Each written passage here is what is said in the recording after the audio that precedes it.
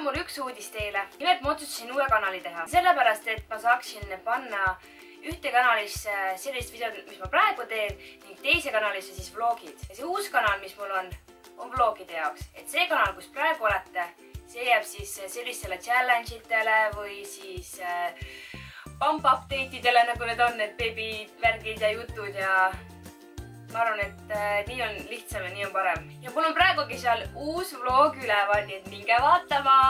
Kõik, kes te tahate mu vlogi edasi vaadata, siis klikkige siia subscribe nupukese peale. Käige korra ära, pange subscribe ja siis tulge tagasi. Ja ma räägin teile minu rasedusest. Kust ma alustan siis? Kõigepealt, tänaseks olen ma 17 nädalat rase. 17+2 täpsemalt. Ja ma tunnen ennast hästi. Ma tunnen ennast suurepäraselt. Ma ei saa aru, et ma rase oleks. See on nagu nii kahtlane. Nagu ma mõtlesin, et asi on palju hullem, sest et ikka väga paljud inimesed on kurtnud selle üle, et halb on olla. Õnneks minul see periood on möödas, kui mul halb oli. Ehk tavaliselt ongi halb esimesel trimestril. Kuna nüüd on mul juba teine trimester, siis mul peaks kõik hästi olema. Aga mul on ka esimesel trimestril halb olla. Ma räägingi teile nüüd sellest, mida ma olen tundnud selle raseduse jooksul. Selle 17 nädala jooksul. Kõigepealt ma sain teada, et ma olen rase, kui mul oli, ütleme, kas mingi 4 või 5 nädalat, ma pole siia ma ei täpselt arvutanud. Aga jah, 4 või 5 nädalat kuskil sinna kanti. Ja esimesed need paha olla hetked olid mul 7. nädalal. See kestis ainult 2,5 nädalat. Mul nagu, ma olin nagu, päriselt või nii vähe. Selles suhtes isegi need 2,5 nädalat olid väga jõhkrad.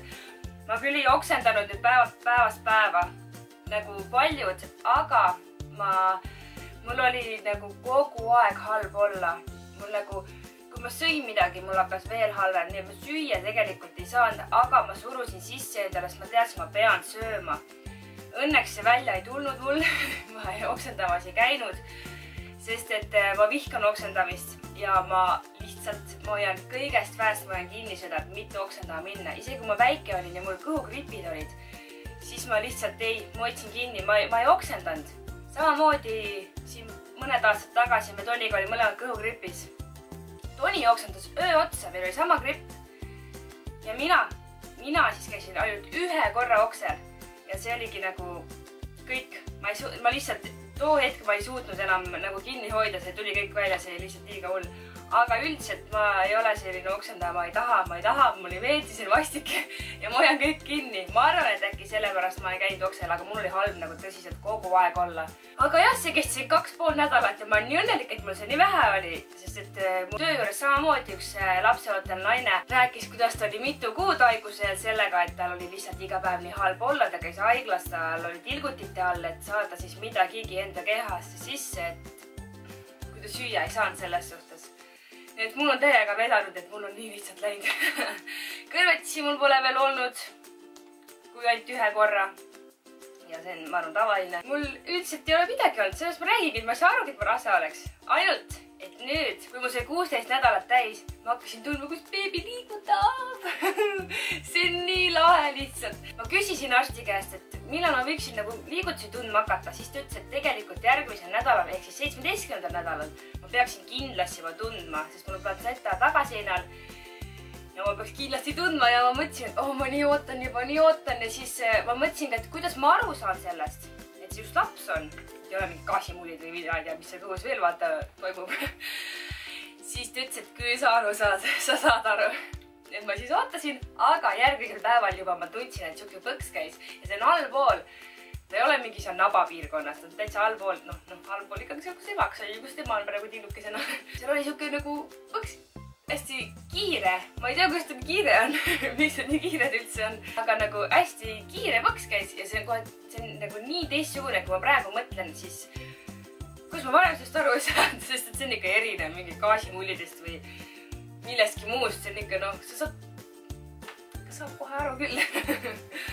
Nii, et ma olin nii ärev, ma tundsin siis vähe neid, aga nüüd, isegi kui ma liigun, ma tunnen, sest varem ma seda ei tundnud, ainult siis, kui ma pikali olin, siis ma tundsin nagu, et või kuskil töö juures istusin rahulikult. Aga nüüd, isegi kui ma liigutan või teen midagi, siis ma tunnen, et nii armsad väiksed põksud käivad. Ja üleeile õhtul ma otsin kätt kõhu peal ja ma tunnetasin siis, kas on nagu ka väljaspoolt tunda, et noh, äkki kui Tonni koju tuleb, siis saab ka tema tunda.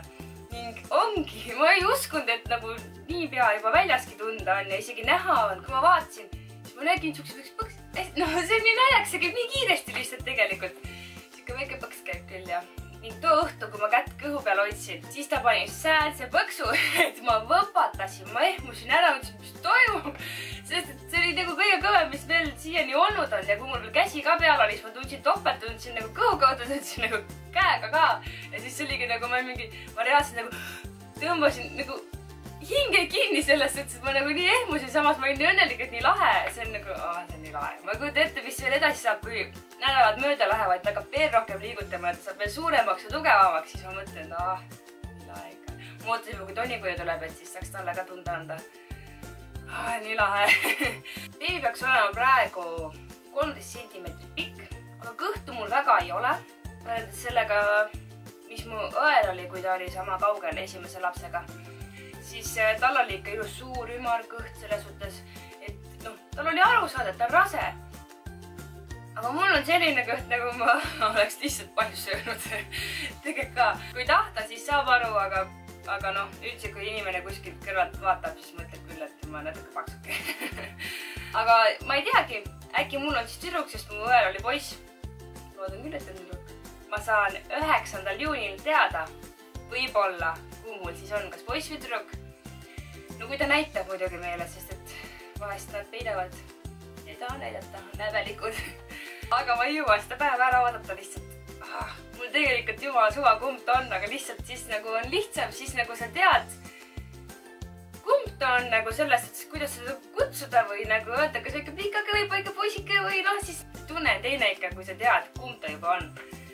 Mina tegelikult ei tea, kuidas need inimesed, kes ootavad sünnituseni, kuidas nemad hakkama saavad. Ma olen nii kannatamatu inimene, et mina kindlasti ei suudaks oodata. Ma tahaks esimesel võimalusel teada. Aga ma näitan nüüd teile oma väikest kõukest.